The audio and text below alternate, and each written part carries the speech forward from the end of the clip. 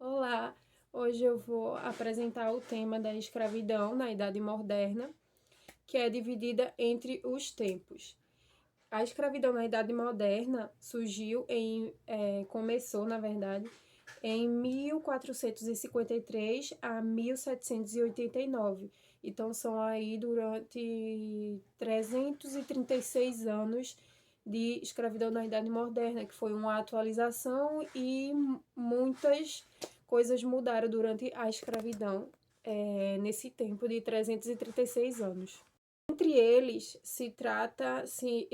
envolve várias temáticas que eu não vou retratar tudo assim com muito detalhe, senão o vídeo vai ficar muito longo, mas basicamente retrata sobre os temas seguintes que eu vou citar agora: o renascimento cultural, descobrimento, iluminismo, absolutismo, mercantilismo, reforma protestante e contra-reforma protestante, entre outros, todos esses envolventes aí, todas essas mudanças e coisas que acontecem nessa época. E agora eu vou especificar sobre o mercantilismo. O mercantilismo é basicamente toda expansão e exportação de áreas para comerciantes, ou seja, mercantilismo se retrata sobre mercadorias, sobre comerciantes e sobre todo o dinheiro aí envolvido. Bom, para começar, o mercantilismo se retrata basicamente de comércio, então surgem novos comerciantes com o tempo.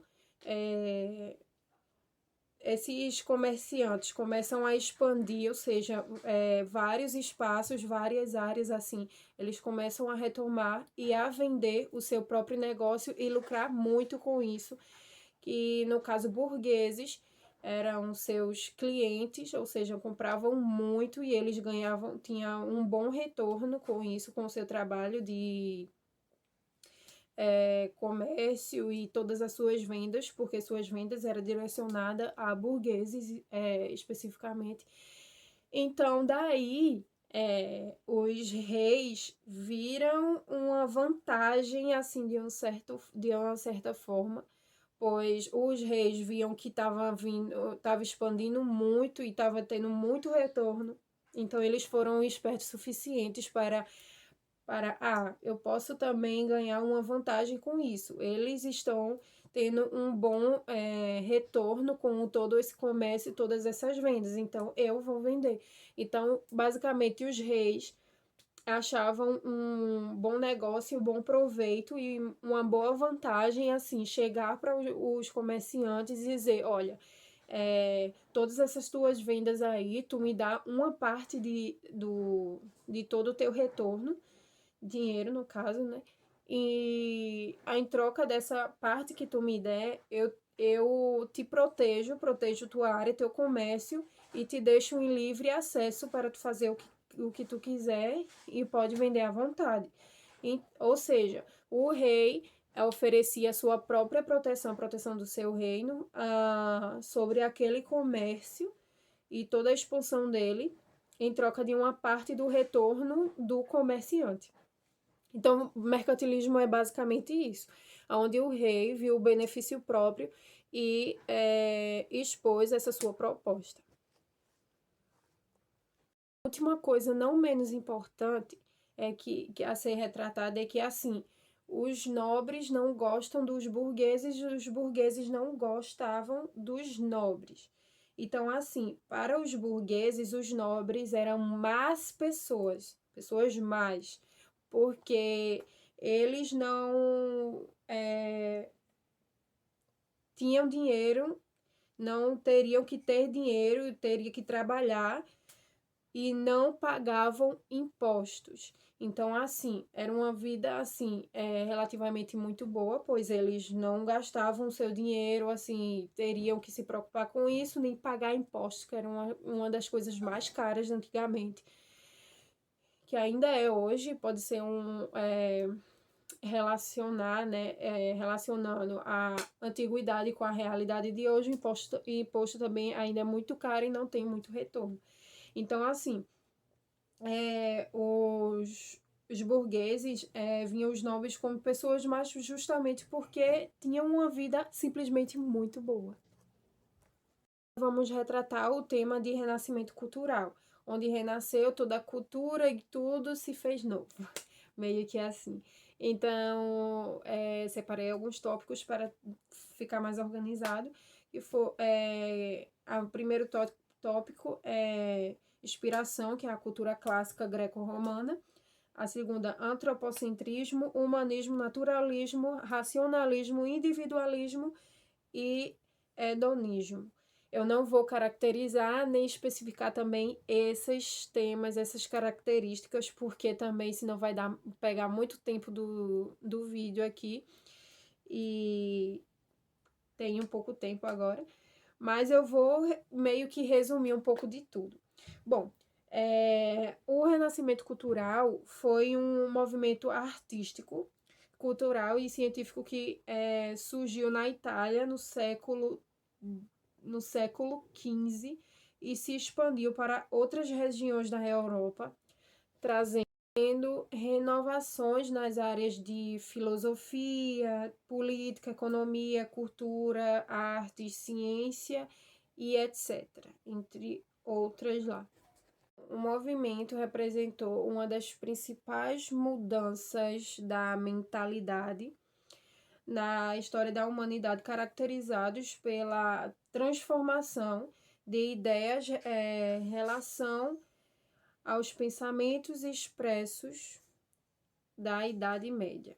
Porque, assim, pessoas, modos e costumes e etc., algumas coisas foram sendo atualizadas, ou seja, repensadas, e muita gente, assim, meio que voltava atrás do seu pensamento, das suas ideias, da sua etimologia. Então, assim, muitas coisas foram mudadas nessa época, muitas coisas também em relação também a pensamentos em si.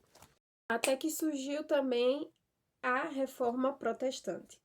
Então, essa Reforma Protestante foi basicamente a revolução religiosa que ocorre no século XVI. Isso mesmo.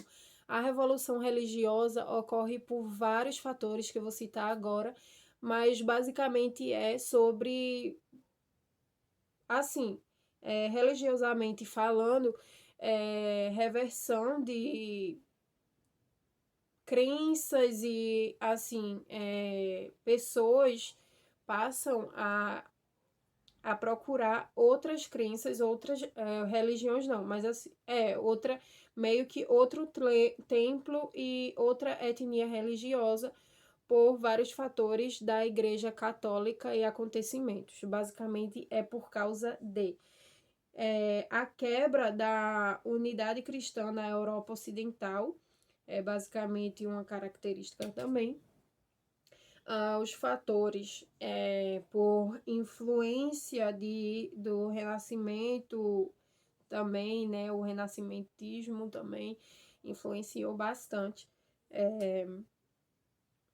E também o principal disso tudo, que das pessoas terem que assim sentirem de procurar outros templos, outra religião, assim se mudarem de pensamento, assim se decepcionaram muito por basicamente abusos assim de padres mesmo. Esqueci como se chamava padres antigamente, mas é basicamente isso, a decepção que o povo tiveram e por causa dos abusos em relação a quê? A vendas de indulgências, ou seja, a igreja vendia, assim, você ia confessar lá na igreja ao bispo, ao padre, você ia confessar o seu pecado, e então, para você ser perdoado, basicamente você teria que comprar, assim, pode ser uma venda de indulgência que ele fizesse também, que são 3 tipos de abuso, isso mesmo. O abuso, a compra de indulgências, a venda também e compra de relíquias sagradas, ou seja, Se você quiser que o seu pecado seja perdoado, basicamente você tem que ou pegar uma cruz, que Jesus foi crucificado, ou então alguma etimologia religiosa, antigamente você tem que ter em mãos, ou seja, algum lenço, alguma coisa que Maria antigamente tivesse tocado ou tivesse posse, seja dela, ou então um pedaço da madeira do barco de Noé. Tipo, isso daí, basicamente, e que são as vendas de relíquias sagradas também, né? E também a venda de cargos eclesiásticos, ou seja, você se tornar bispo, assim, você quiser também faz parte dessa, eu quero ser perdoado, então eu vou ter que fazer isso. Então, também é outra proposta entre aspas, impor, ou basicamente eles impuseram assim a você quer ser perdoado, tem que fazer tal coisa. Agora, o absolutismo, que é basicamente uma frase que define que é o processo de concentração de poderes nas mãos dos soberanos, ou seja, poderes nas mãos dos maiores, então dos ricos, poderosos mesmo. Então, os reis passavam a decretar leis, impor tributos, definir justiça e comandar o exército. Tudo isso nas mãos dos soberanos, dos poderosos, né, no caso são os reis. Basicamente foi um sistema na Europa que predominou no século XVI ao século XVIII. Durante o absolutismo, a monarquia concentrava todo o poder do Estado, utilizando de acordo com seus interesses, ou seja, tudo que fosse de retorno para si próprio, aí estaria o poder. Então, as leis, impostos e tributos eram criados sem participações da sociedade ou de qualquer órgão da soberania. Ou seja, era eles que era a cabeça de tudo e que comandava tudo para o povo. Então, vamos falar do iluminismo. O iluminismo surgiu como um movimento cultural europeu no século XVII e século XVIII, que buscava gerar mudanças políticas, econômicas e social na sociedade da época. Então, para isso, os iluministas acreditavam na disseminação do conhecimento como forma de enaltecer a razão do detrimento do pensamento religioso, ou seja, ele interferia todo esse pensamento da sociedade e como isso poderia ser que acontecesse e etc. Então, era basicamente um movimento que gerava na sociedade um impacto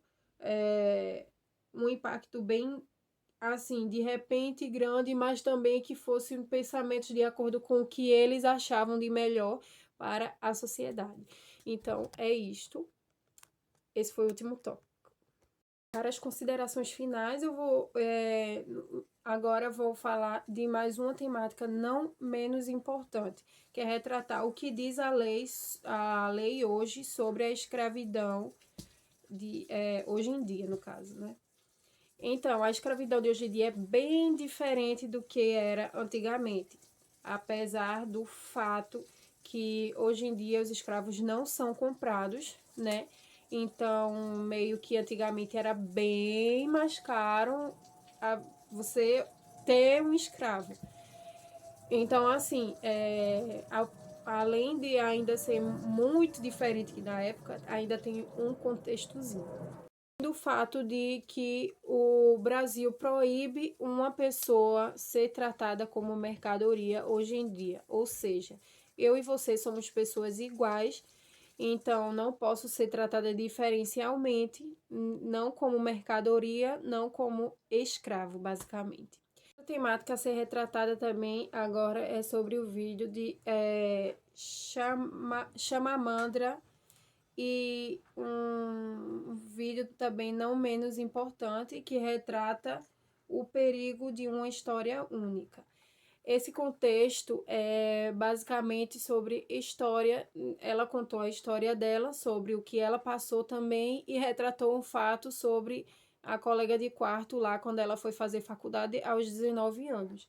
Então, assim, ela retratou que a gente não pode definir uma pessoa ou a história da pessoa com os fatos dela ser de tal região, de tal lugar, mas sim conhecer a história dela, o caminho dela e o que ela também já fez da vida. Isso pode definir também, ou seja, se eu sou negra, se eu sou da África, eu chego em uma pessoa, a pessoa me olha, nossa, ela é da África, então ela é assim e assim. A pessoa não pode me definir por causa da minha cor, da minha etnia e da minha religião também.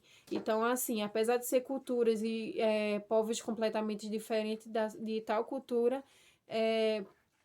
ela define que, assim, isso não pode ser definido em uma pessoa. Mas, assim, para o vídeo não ficar longo, teve algumas frases que ela citou no vídeo que eu achei muito interessante e muito importante, que eu queria retratar aqui e também explanar o que exatamente ela estava querendo dizer, que eu achei uma das partes mais importantes do vídeo. E o vídeo é muito maravilhoso, muito bom de se ler e de se entender. Então, vou pegar aqui meu caderno que está aqui especificado. Então, uma das frases que ela aborda é: mostre um povo como uma coisa.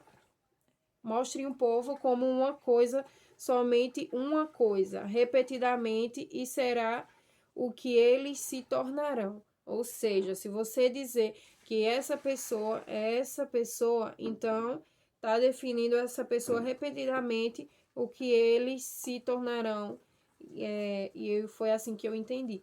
Também outra frase não menos importante que ela ressaltou no vídeo, ela botou, ela rouba das pessoas sua dignidade. Então, esse fato de uma história única que você fala, retrata de uma pessoa, ela rouba das pessoas sua dignidade, ou seja, você não conhece essa pessoa pela história dela, mas assim pela etnia dela. E outra frase última também, não menos importante, que ela retratou foi: enfatiza o quanto somos diferentes, as pessoas enfatizam o quanto somos diferentes em vez de como somos semelhantes, ou seja, se ela é de uma etnia, de povos, no caso, né, diferente, de culturas diferentes, hábitos diferentes, então as pessoas veem isso como completamente diferente de si mesma, mas não vê a semelhança entre nós, porque somos carnes, temos ossos e somos pessoas completamente iguais, tecnicamente falando. Então é isso.